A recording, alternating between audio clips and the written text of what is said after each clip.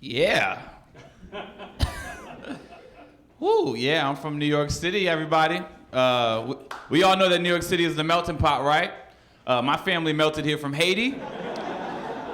I'm very proud to be Haitian. The only thing I don't like is when I tell folks that I'm Haitian, I get a weird reaction because I guess I don't look Haitian to most people. Like, sometimes I feel when I tell folks they don't even care. Like, sometimes white people, they can make me feel really uncomfortable because they have, like, this stare, like, in the back of in their minds, they're saying, oh, my God, I didn't know they made other versions of you people. That's crazy. A lot of times I get, you don't look Haitian enough. And I'm like, what is that supposed to mean, you don't look Haitian enough? Like, am I supposed to lay in some rubble for a few days and then come back out like, here I am? Do I qualify now? Is there enough third world struggle on my face? The worst response I ever got, I was talking to this girl, making a small talk, asking each other, oh, where are your folks from, And I'm like, well, my family's actually from Haiti. She was like, damn, you Haitian? Like Wyclef earthquake Haitian? I'm like, whoa. What is that supposed to mean? So you're just gonna associate me with tragedy off the jump? That's how we're gonna start this conversation? She started apologizing because she knew she was in the wrong. She was like, oh my God, I'm so sorry. I didn't mean the earthquake comment. I'm like, no, why you gotta compare me to Wyclef? He is ugly as hell. I can't get a better looking Haitian. You can't upgrade me. I can't get a Lenny Kravitz Haitian. What's up? Everybody's like, oh my God, I had no idea Lenny Kravitz was Haitian. And here's the thing, people, here's the thing. He's not Haitian, but if he was, that'd be a good example to have. It's way better than Wyclef Haitian any day of the week, people. I'm a little vain, I'm not gonna lie to you. I have aspirations. Besides sexy, I wanna be like GQ sexy. You know what GQ sexy is? GQ sexy is when you get to take pictures with your eyes closed, looking down at your chest like this. Just have that freedom, that confidence. You can't do that when you're ugly. When you're ugly, all your faces are like this in the photos. This is the only face you can make right here. It's like, didn't we tell you not to smile? I'm not smiling. I didn't do nothing. Guys, even though I look adorable, I'm broke as hell. I took the train to come here. I love the trains out here, man. The trains in California, you guys have clean, efficient, powerful trains. Great trains. Compared to the ones in New York, I hate the trains in New York. Everybody's always like, oh my God, I love New York because you can take the train. Here's the only thing. New York just has trains that run more frequent, and there's just a bunch of them. But it doesn't mean that it's better, okay? I live in New York City, and it takes me 3 hours to get home. Does that sound fair? There's people who live in other states that get home before I do. That's a terrible way to live, people. The train is always breaking down, it's always getting stuck, and they always have to make an announcement. Some guy speaks over the intercom to try and smooth things over with the people. They're like, please be patient, we're experiencing train traffic, but thank you for riding the MTA, working very hard right now.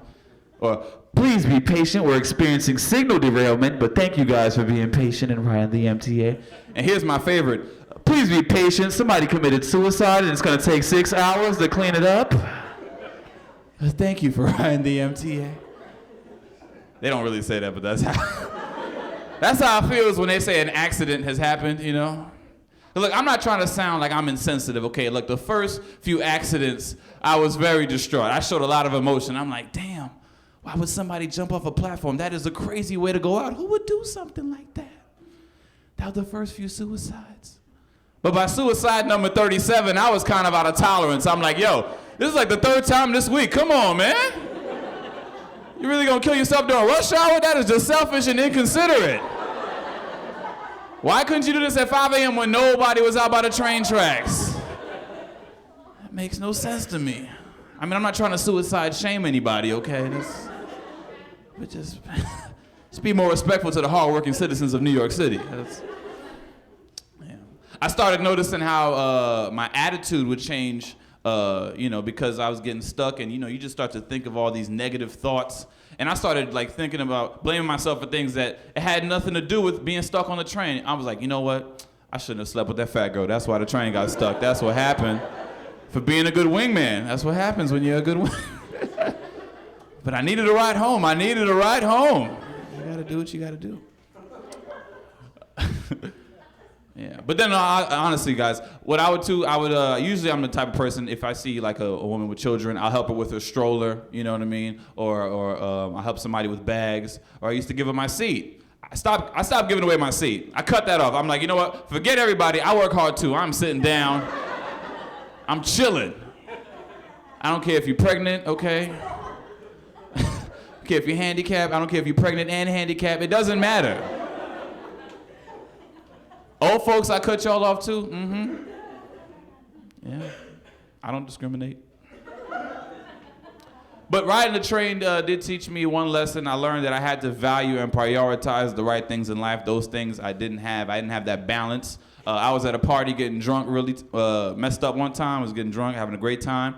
Everybody at the party has Uber money, or they're staying at a nice hotel nearby, and I'm like, dang, I gotta go get back on the train, drunk. And when I'm drunk, I'm just belligerent. I'm like, oh, all right, Nick, woo. You gonna be all right, Nick. This is what we gonna do. This is what we gonna do, Nick. We gonna make it home in one piece, baby. We gonna make it home in one piece, baby. We gonna stand close to the wall so we don't fall into the train tracks. So we don't end up in an accident, you know? Just stay close to the wall and you're gonna be all right. And guys, I had this lapse where my eyes closed for like 3 seconds. I don't know what happened, and I fell into the train tracks. My own worst fear happened. I fell into the train tracks. But my first thoughts were not like, oh my God, am I alive? Or is a train coming? My first thought was, oh my God, I hope my cell phone is okay, because I just got an upgrade. I cannot afford a new phone. My phone was okay, guys, my phone was okay, but my hip was not. My hip was messed up, and I didn't sign up for Obamacare, so I had an expensive hospital bill. Yeah, man. Growing up was interesting. I have Haitian parents. They were aware of American tradition, but they didn't necessarily follow it. My mom, she ruined the tooth fairy for me. I didn't get to enjoy the tooth fairy. All right, you know how you lose a tooth, you put it under the pillow. Beautiful thing, you wake up in the morning to some money, right? Not how it quite happened in my household. My mom would kick in the door at 1 in the morning like, here's $5. Like, what? Where's the tooth fairy? Look, that heifer ain't coming. You want the $5 or not? You cutting into my cigarette money, boy. So, all right, I take the $5. Good. Don't lose any more baby teeth before next Friday. That's petty, all right? Hey, that's my time. I've been Nick Alexander. Thank you guys so much.